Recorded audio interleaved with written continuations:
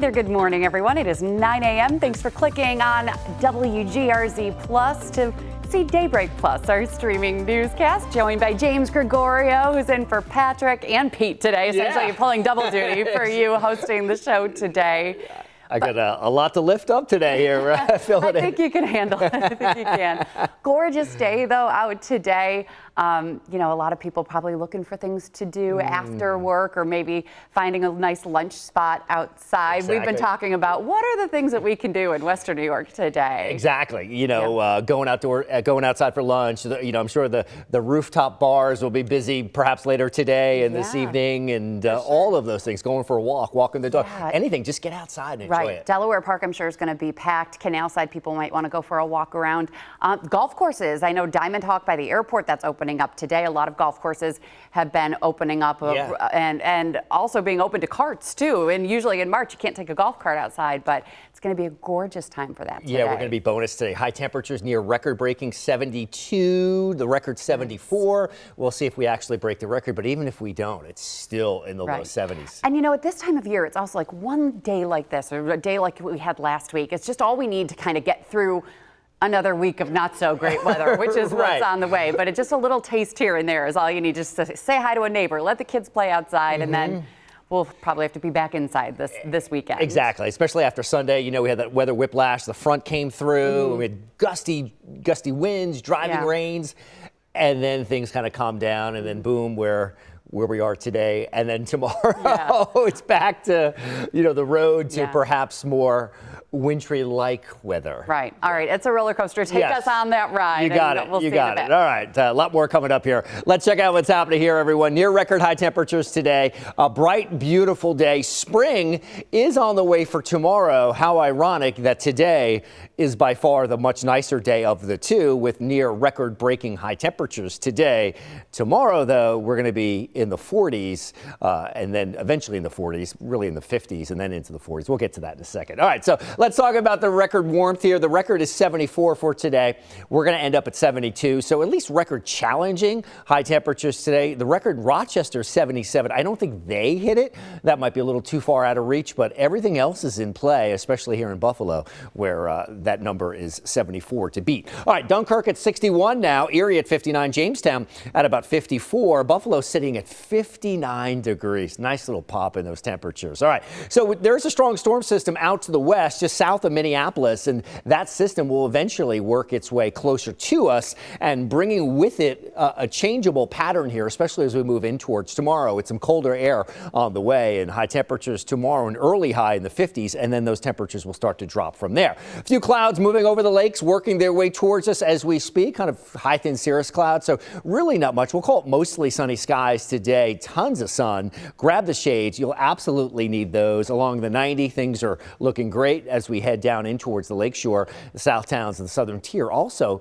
looking good at the hour as well. Future look as we head into the afternoon. A few more clouds, but those ripping south winds here. We're talking about wind gusts at over 20 plus miles an hour. So we do have an enhanced fire danger risk today. So please be very careful with any exposed flames. 3:30, 4 o'clock, you can see the scenario here as those winds continue to fire up here. So as we make our way towards midday, there we are. Hamburg, you've got a 25 mile an hour wind gust. Dunkirk at 23. Warsaw at about 29. So those winds are really bringing in the warmth here. That's why we're going to be talking about high temperatures well into the mid and the perhaps upper 70s. Yeah, that would just be unbelievable for today. We got rain on the way for tomorrow, a very seasonable and quiet day on Friday. For the most part, the weekend looks okay now. Then as we head in towards early next week, we'll likely see some changes then. So high temperature today, about 72, going to do it under mostly sunny skies. It is a mild start. Moving in towards tonight, 51 does it.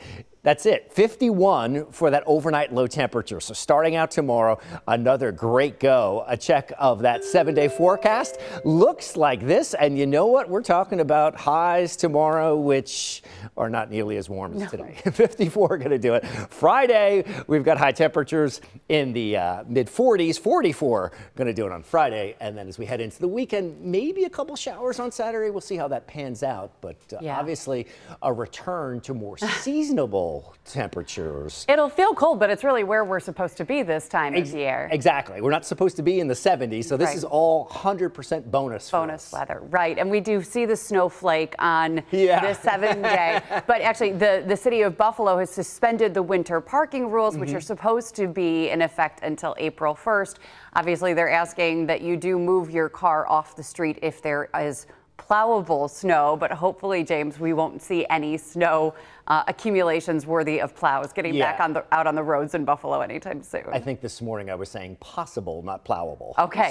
So possible light snow, hopefully not Yeah. plowable snow, and I think we've had enough this winter. Well, here in Western New York, I mean, we know you kind of keep the snow brushes in the car year round. Yeah, So yeah. keep the snow brushes at least another couple weeks. Exactly. But hopefully we won't need to use them. I think Western New York, I went to college in central New York. It literally had snowed a week before graduation in May. Right. You know, so never say never. Right. Never say never. I've had a couple Mother's Days with snow for sure. What a gift. Yeah, isn't that lovely? Let's talk about ice, though, not snow. Let's talk about the Sabres on the ice. Do the Sabres have the worst owner in the NHL? That would be Terry Pegula right there. That's what fans think, according to a survey by The Athletic. More than 4,000 fans took part in the survey, as well as representatives from all 32 teams. And 61% of those surveyed say their confidence in the Sabres ownership was lower than it was a year ago. The Athletic says Buffalo had more fan responses than any other team except one. And one fan said the team doesn't have a plan to put together a winning team. And another fan says ownership has been a disaster. The Sabres are in a 14-season playoff drought. That's the longest in the NHL. So there's Terry there. But Kevin Adams, also the GM, I mean, I think a lot of the blame can go on to him as well about how poor the team is doing. I was just looking up the NHL standings, and the Sabres are dead last in the Eastern Conference, and they're 29th out of 32 teams overall in the league right now. And I think the last time I saw the stat was the Stanley Cup has not been won by, obviously not the Sabres, or a Canadian team for something like many years. Really? Oh, yeah. I didn't So know the that. last few Stanley Cup winners were like Southern teams. Yeah. You know, which is like unheard of. Right. Yeah. But for the Bills to have that 17-year playoff drought, and then now it feels so great to be in year after year. But the Bills, or the Sabres' 14-year playoff drought just really stings. And it just doesn't seem like they're going to get out of it anytime soon with the makeup of the team the way it is. Yeah, I think they need some pretty significant changes. Yeah, and Terry needs a little help with the front office to try to make that happen. Put on your skates. Let's go. We'll leave that to Pete, right? Exactly. Turning out of the Bills, though, it was pretty evident last season that the Bills aren't just great on the field, they're really close-knit and pretty great off the field, too. Some of the players seem to have really close relationships, including Josh Allen and Keon Coleman, right from the bat. And in a fun interview with The Complex, he revealed what it was like to have dinner at Josh Allen's house. Take a listen. Place. I don't even know what this was the woman cooked. It looked like we was eating onions, fish, and bread. I was like, this is like the stuff Jesus fed the people in the little children book. You know, like the little children books they give you? Like, that's what that looked like. I said, man, what is this, bro? Did everybody feel the same way about the food as you did? Nah. I'm pretty sure they probably hadn't ate that before. We've like actually ate dinner like at different places. He tried to make me try sushi. You didn't like it? I ain't try. Cause my mama said she ain't eat that either, so I ain't eat it. I had to call her. I didn't know what that was. Like the type of food, the sushi he was trying to give me. I didn't want that. Would you try it in the future, you think? No, I don't eat fish. I'm not a fish guy. Nasty. I fish, kill a fish, cook them. I ain't eating it though. Oh my gosh, fish and bread, like in Right. the little children's book. Does he mean the Bible? Right. I don't know. Was he talking about the Last Supper in some way? Or Keon Coleman is just such gold. You know, from his very first press conference with the yellow puffer jacket that he was wearing and eating the cookies, and fans loved him immediately. He was good on the field too, but the off the field antics where you never know what Keon Coleman's going to say. Totally. He's just so lovable. And so a lot of the comments there on that TikTok video, which have now gone viral, a lot of the comments were saying, like, give that guy his own show. He's just hysterical. You never know what's going to come out of his mouth. Oh, 100% character. Yeah. You know, he's just good TV, for sure. And I guess obviously good TikTok too. For sure. And as for some of the other players, the Bills keep moving money around right now during free agency. This time, The team and linebacker Matt Milano have reportedly agreed to rework his contract. According to Over the Cap, Milano is taking a $3 million pay cut while the team is taking a year off his deal. Milano has battled injury issues over the past 2 seasons, didn't play very much in the past 2 seasons, although he did really have a good postseason this year. But he can earn back the $3 million in incentives if he plays well this season. Then he's going to be a free agent after next season. So a lot of the talk is actually there are some rumblings that maybe the team was trying to get rid of him now, and that's why he was willing to take that pay cut in order to stay with the team. But yeah, he will be a free agent after this season. Yeah, a lot of teams trying to, get under the salary cap, reshuffling the cards, if you will, reshuffling the deck a little bit and, trying to stack it for next year and another playoff run and hopefully a Super Bowl run. Yeah, it seems like the cities that you go to and you work in, you're kind of all over the place. You spend a lot of your time in Philly, so it must be pretty exciting. Yeah, it was watching the Eagles and seeing them win the Super Bowl. No doubt. I mean, the city was insane, very crazy with the win. Yeah. Philadelphia and Buffalo, very, very similar cities, ravenous sports fans. So it was great to be there for that. But yeah, even the Eagles, they've lost several of their key players. Brandon Graham, BG, just saying, hey, he retired. So big fixture on that team. So who knows? Hopefully you can bring some of your magic over to Buffalo, some of that Super Bowl magic. Exactly. I'm going to call my buddy Brandon up. Yo, Brandon Bean, exactly. What do you got here? We're gonna shuffle some cards around. Right. Yeah. Okay. We talk Sabres. We talk Bills. Let's talk Bisons now. Opening day is just 9 days away, and Channel 2's Rob Hackford got a closer look at how the Crews are getting Salem Field ready for next Friday. Jeff Smolka is the man behind the mower, getting Salem Field ready for the earliest opening day in franchise history. Not too bad. I'm happy with it. Carving his way through the outfield. Feels good. It was a long winter, really cold, a lot of snow, so it's good that spring's near. As the rest of the stadium shakes off winter. It's not just the field, it's putting up wall pads, it's hanging the batter's eye, it's turning on the scoreboard, it's bringing up the nets, rebuilding mounds, cleaning out bullpens, a laundry list of stuff that all has to be checked off by opening day. An unpredictable date that, regardless of rain, snow, or sunshine, in Western New York depends on Mother Nature hitting home runs.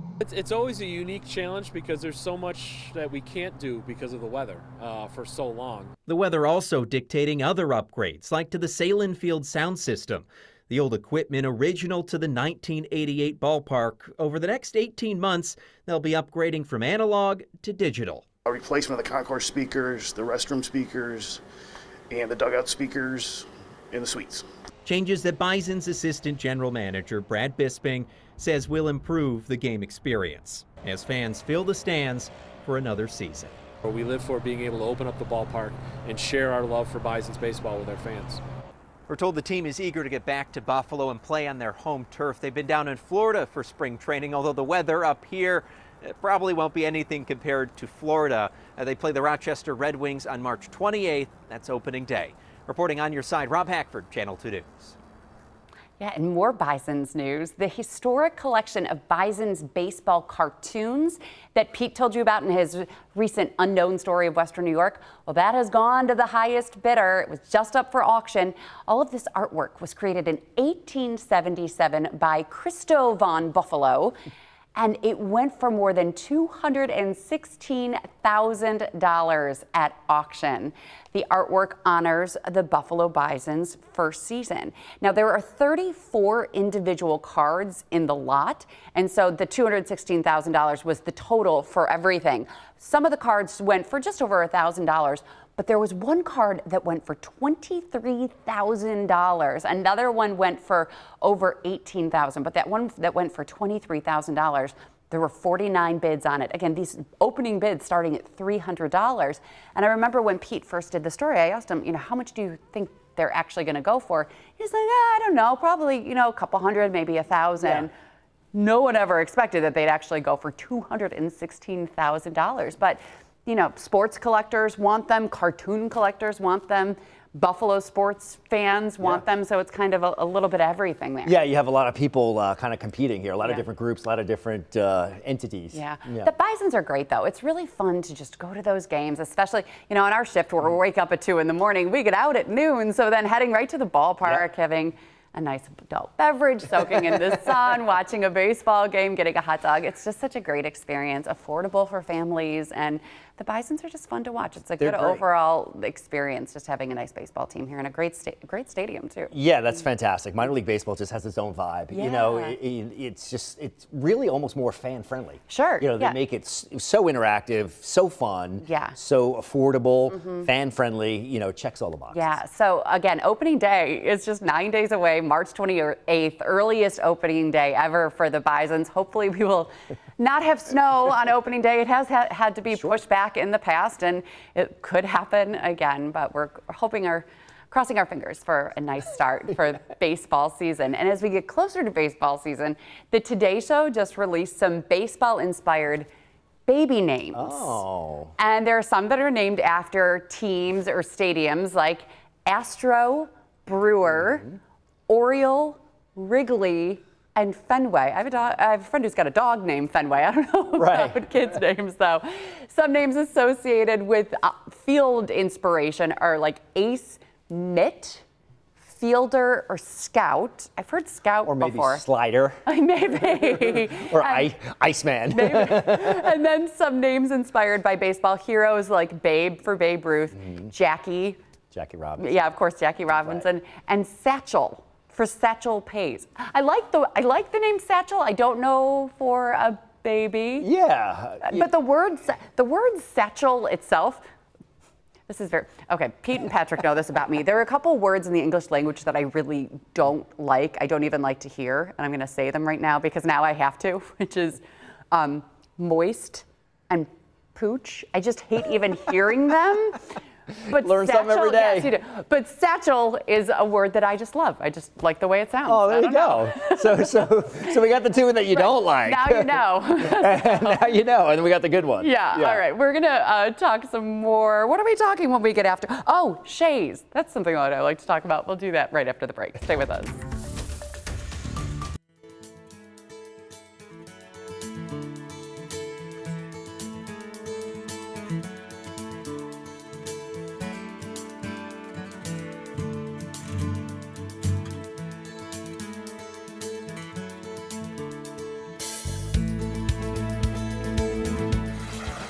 Okay, welcome back. Shays has announced its lineup for the 2025-26 Broadway series. There's some impressive shows this year, some that you definitely know, others maybe that you haven't even heard of though.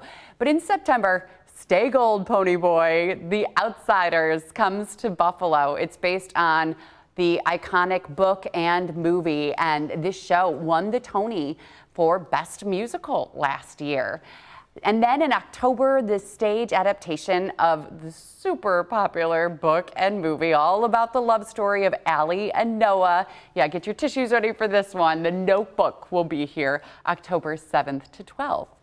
Then November brings one of the powerhouses. Wicked is coming back to Shays, this time for a 3-week run. So you'll probably have a good chance of being able to get some good tickets for that one since it's going to be here for so long. And coincidentally, part 2 of the Wicked movie comes out while the show is here. That's on November 21st that the movie comes out. And then the week before Christmas, it is the show 'Twas the Night Before. That's a Cirque du Soleil show, so you can expect plenty of acrobatics along with holiday music. And then as we flip the calendar into 2026, a trio of relatively new shows. There's Kimberly Akimbo. That's going to be on stage in March. That's about a 16-year-old girl who ages really quickly, and so she's actually like a 72-year-old. It's an interesting concept, and that's in March. Then Water for Elephants. I read the book. I've never seen the show. That's in April. And then Suffs, the musical, is here in June. That's about suffragettes, and that's a Tony Award winner also. And then the special engagement, lots of people excited about this one. It's an add-on for season ticket subscribers. It's Beauty and the Beast. This is the 30th anniversary production of the show, and it's coming this August 20th to 24th. That's so great to get kids to go to that one and to Wicked if you want to introduce your kids into musicals and going to theater. Musical theater, no doubt. Yeah, but I can't believe that Beauty and the Beast is 30 years old, because I remember, going to that as, a 10 or 12-year-old and seeing it in Toronto actually for the first time, and that doesn't seem like that long ago, and apparently it's 30 years old. Say it isn't so. Yeah, so some good stuff coming to Shays for sure. That's awesome. Yeah, we're going to do a little weather as well here. We got good stuff coming to Western New York in terms of temperatures here today, everyone. So let's head on over there. Here we go. Oh, we got to button up the jacket again and take the walk. All right, so let's walk to the weather wall. Here's the story, and it's a good one. We're talking about near record highs today, which is fantastic here. So enjoy highs 70 plus, 72, 73, 74 maybe. It's a bright, beautiful day. Spring on the way for tomorrow as well. So the record is 74. That was set back in 2012. I think today, conservatively, we have every bit of 72, but it might even be a little warmer than that, challenging that record or even breaking it. Temperature-wise, Jamestown at 54, Niagara Falls at 57, even into Canada, we're starting to warm up here. Toronto at 46, Hamilton at 41. So the numbers are really starting to come up and come up nicely here. So we're on the way, doing our thing. All right, you know what else is doing its thing? This strong storm system producing severe weather here. Blizzard warnings are up, as well as some severe weather warnings ahead of that frontal boundary. So another late winter storm, literally the last little vestiges of winter firing up here as it moves in towards the Great Lakes. And we'll get into some of that as we move in towards the next day or so. Greatly weakened, but that's going to be the catalyst for our transition sort of back to a cooler pattern. Radar shot, satellite picture, nice and quiet. Nothing to worry about there as we take a look at future look. We shape up great here this afternoon. We've got a windy afternoon, though the southerly winds will keep things warm, and as a result, we're going to allow us to warm up well into the 70s across the board. Rain shower chances do come back as we make our way in towards Thursday. All right, let's I'm going to put my clicker down here and tell you forecast for today. 72 going to do it. Mostly sunny. It is a mild start. Oops, I left my clicker there, so I guess we're not going to have another check of the 7-day forecast because we don't want to see it anyway because it's not that great. Right? Because I have no clicker. But we're going down into the 40s and even into the 30s this weekend. Make some indoor plans maybe, or exactly. do the spring cleaning inside this weekend. All those good things. Yeah, but how funny that spring is starting tomorrow and it's going to be 30 degrees colder than it is how today. Ironic. Oh, Mom Nature and the irony. Right, the last little hurrah of winter today, and we see potentially record-breaking high temperatures. Tomorrow, first day of spring, comes in tomorrow, and not so much. Right. And finally, we leave you this morning with a little bit more on those astronauts who safely splashed down yesterday.